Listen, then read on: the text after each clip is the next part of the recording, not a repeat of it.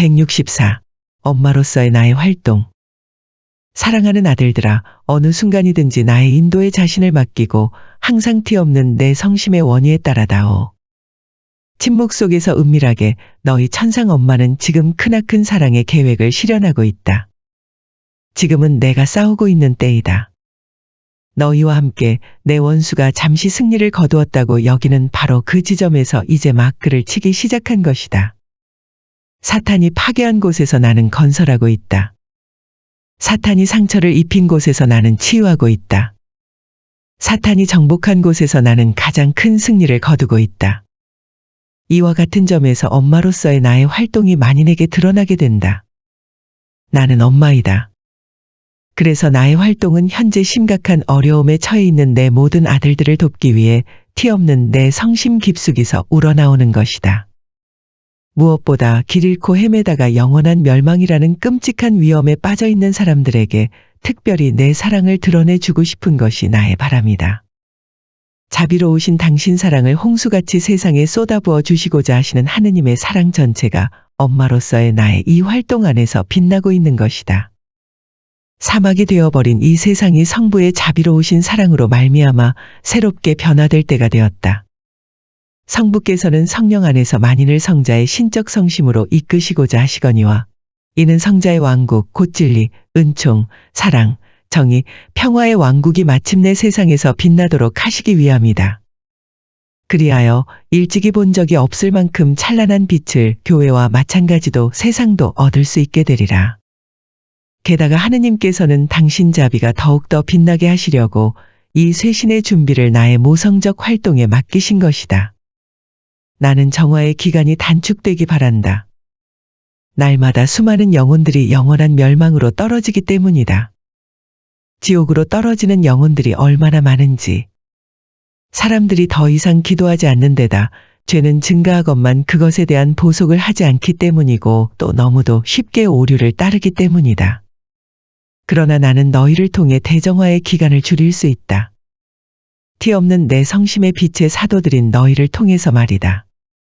And it's early on in these locutions that Mary speaks this back in 1978. The movement was only like 5 years old. So, and as we look at it back all these years, what, 30, 40, 50, 45, 50 years, we look back and see a lot of things happening. Over the course of these last 50 years, we see that Satan has been doing a lot of demolishing. He's wounded a lot of people, and he's conquered a lot of places. But Mary said, where he touched building, wounded, where conquered, I'm achieving now triumph. So one thing we Catholics believe in, we never abandon hope. We always have hope. Pope Francis called this the year of hope. What do we hope? We hope in the wonderful things God has in store for all of us in the next life, but even now we hope in the powerful action of God to protect us and save us from evil. That's the biggie. Because if you lose your soul, all the money in the world, all the glory of the world, all the fame and pleasure of the world will mean nothing to you when you enter into eternity. In fact, you know, we Catholics believe that when a person dies, like, if you die in the state of grace, meaning that you have no grave sin on your soul, and if you happen to die in the state of a grave sin, but you turn to God and repent and say, God, I'm sorry, maybe there's no priest around, you can't go to confession. You say, I'm so sorry I did that, Lord. I resolve not to do that again if I ever live, if I continue living. We believe that God will forgive that. But if you die in a state of grave sin where you're not repentant, then what happens is this. You're already dying in a state where you're kind of rejecting God. You've said no to God.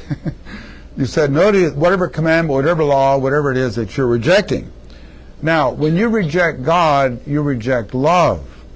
You reject goodness and mercy. Like in this world, as long as we're breathing, We can all feel love and mercy. Yes, we can also sin and get angry too. But we can have mercy, kindness. We can undergo conversion. As long as you're breathing, you can undergo conversion.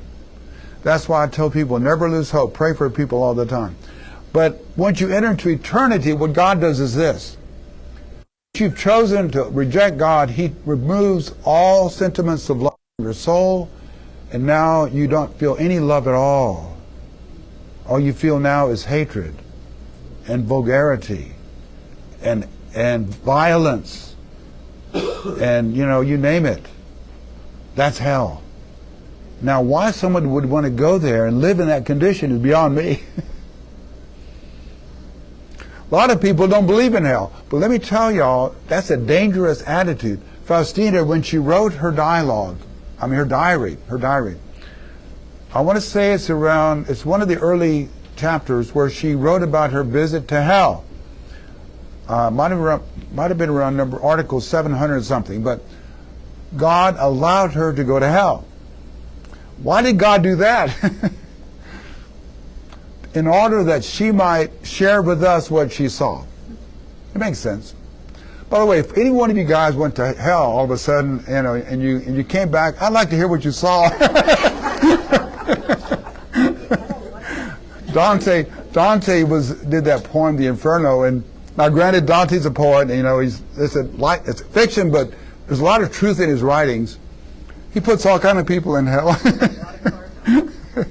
Now, I'm sure that today in the world, if everybody were to choose who goes to hell, we don't want to get involved in that dynamic. But some people, what I tell people is, listen, anybody can undergo conversion. The worst sinner in the world can undergo conversion. You may think someone's going to hell, but God can do amazing things. He can bring about conversion to anybody. So rather than condemning people, I say pray for their souls. Somebody doing something really bad, just pray for them. Say, Lord, grant them graces. Open their eyes. Because, look at yourself. I always say, it kind of is with us too. If we look at our own journey of faith, the moments we've really grown is when we acknowledge our sinfulness, the darkness within us, our weaknesses, our vices, and we realize at that moment only God can heal us. And so we turn to God and allowed God to change that vice into a virtue. If you've not done that, if you're on this bandwagon of saying, well, I can save myself, I don't need God to be holy, that's Pelagianism. That is false doctrine. You cannot make yourself holy. You can't stay holy by your own power. Thomas Aquinas said, the grace of perseverance is also a gift. Whoa, Jesus said, whoever perseveres to the end will be saved. So to our Protestant brothers and sisters, I would like to give them that admonition. We've got to persevere in God's love and goodness. But all Catholics too. We're in this together, trying to be faithful to God. So Mary is kind of giving us this prophecy of, by the way, so you do go to hell, you have that hatred forever, and you think just like the devil. If you go to heaven, if you're on the way to heaven, let's say, for example, that you die in the state of grace, no grave sin on your soul, but you've got a lot of venial sins. You're just like, you're used to saying bad words and stuff. I don't know, just God's going to take that and He's going to say, you're not ready yet. You're not ready. You're used to saying these bad words. You're used to doing this or that. You're used to being selfish, though not grievously selfish, but you're used to being selfish. I'm going to take that and I'm going to purify it out of your soul. Now, that's what purgatory is. People say, well, how long is it? How does it work? We don't necessarily know the details. We can surmise, like a lot of mystics and saints have visions of purgatory. Now, the church has never ruled on this. It does rule on purgatory is real. We know it's there. It's a doctrine of the faith. But how God purifies soul is, you can kind of speculate. For example, many people see fire burning, like there's a fire, purifying fire. I've even seen one saint, one visionary, that said in purgatory there's even some demons tormenting you. Say, whoa, really? God could allow demons into purgatory if he wants. They don't get there by their own power, but if God says, okay guys, I want y'all to come kind of beat up this guy. I don't know. No, I'm joking. If any purgation takes place, it's transformative. It's transformative, you know. So you're being led from maybe speaking foul language to just really speaking beautiful language of God, your love of God. So it's transformative.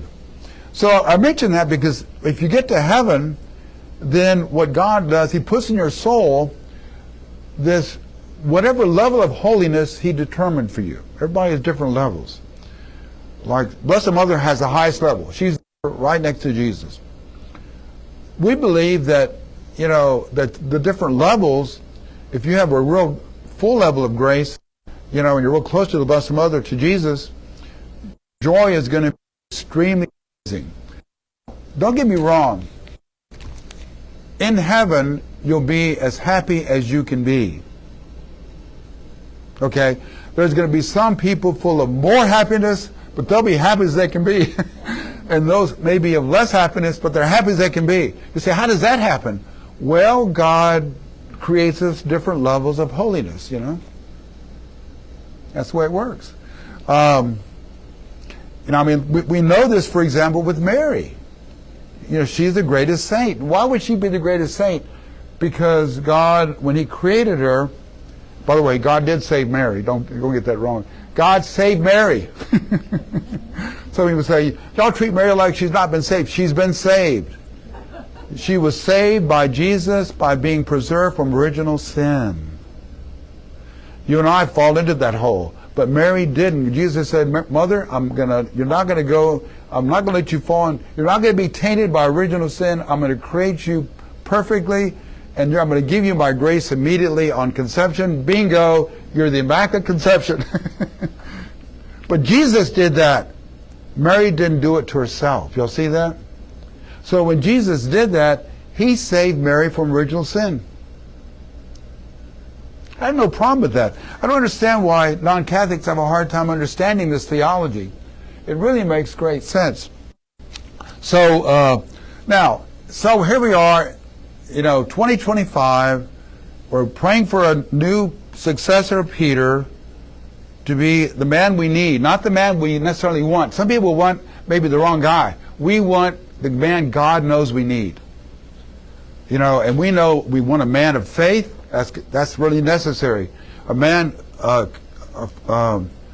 committed to the truth, committed to charity and love, a man of great hope, a man that's going to be able to face challenges and not be afraid of saying challenging things, you know. Jesus was not afraid to say challenging things. A lot of people are today. A lot of Catholics are afraid to witness their faith. I want to encourage y'all, cynical members, those on video, don't be afraid to witness your faith and truth of your faith in charity. You know, let me give an example. You see somebody that's going to a gay pride meeting. So you say, you know, we Catholics believe that sexuality is a very precious gift, but it belongs to man and woman in the beautiful sacrament of matrimony. And we believe any other activity outside of that is really disordered and gravely sinful. You can say that without being, I'm attacking you. No, I'm giving you the teaching of the church. Well, I'm gay and I think I should do what I want with my body. Well, I'm just giving you the teaching of the church, you know, that God calls everyone to conversion. And we believe, you could respond saying, well, we believe as Catholics those are disordered desires. And a lot of people have them. A lot of people have disordered desires. There are a lot of people right now struggling with homosexual activity. A lot of people struggling with gender confusion. In all honesty, they are. How did that happen? Well, all kind of ways. I don't really know all the details, but it happens in all kind of ways. Example, events, abuse, maybe distortion of things in lives that people see and understand. videos. I mean, all this stuff can happen in all kind of ways. But the key to keep in mind is that everybody can be healed. Yeah. We have ministries to counsel people with all these problems. Courage for those who are struggling with gay activity. And I think the general confusion, a lot of good counselors, a lot of Catholic counselors that will guide people. Listen, if you're biologically male, you're a male. God meant you to be a man. And, you know, I'll help you to understand that. There's probably something in your life that is causing this confusion. Let's look into it. Yeah, counselors do that. Let's look into your background. Let's see what it is that's causing this. And when you find it, the good counselors will say, now we see that it all kind of comes from this. Now, whatever it might be. And then the counselor will say, okay, to get the healing, you forgive the person that did this, whatever, and then you ask God for Jesus, ask Jesus for healing, and they get healed. I've seen amazing stories. So I want to give people hope about this. You know, we don't just go along with the current. We don't go along with the culture. We stand against the culture. Not meanly, not going around condemning people, but telling people, listen, we know that if you embrace this lifestyle, you do this activity, or let's say you're an adulterer, you know, it could be anything. Or let's say you're a drug addict, you know, you need to pull out of that too. Whatever the sin might be, we say you can be healed and saved by Jesus. No matter how bad it is. I mean, in theory, Al Capone could have undergone conversion, you know, or, you know, Joseph Stalin. They could have. Now, did they? I don't know. I don't know. That one guy in the prison camp in Germany, did y'all hear about that officer, that German officer that was killing people left and right? And he spared a priest one time or something, and it turned out that priest prayed for him, for his conversion. And before he died, he was sent to prison. You know, all those guys were put in prison, and some of them executed. Before he was put in prison, and before his execution, he asked the priest for confession. So here was a German Nazi guy, probably killed a lot of people. Think about abortion doctors that killed Nathan. Was it Nathan? What's his last name? Bernard Nathan. Yeah, who did a lot of abortions, thousands, I think. And he said the Planned Parenthood lie, it's all lies. We just make this stuff up to kill babies. He converted out of that, again, promoting the pro-life thing. He did a video on babies and stuff. Amazing thing. So I just want to share that message with us today before we conclude.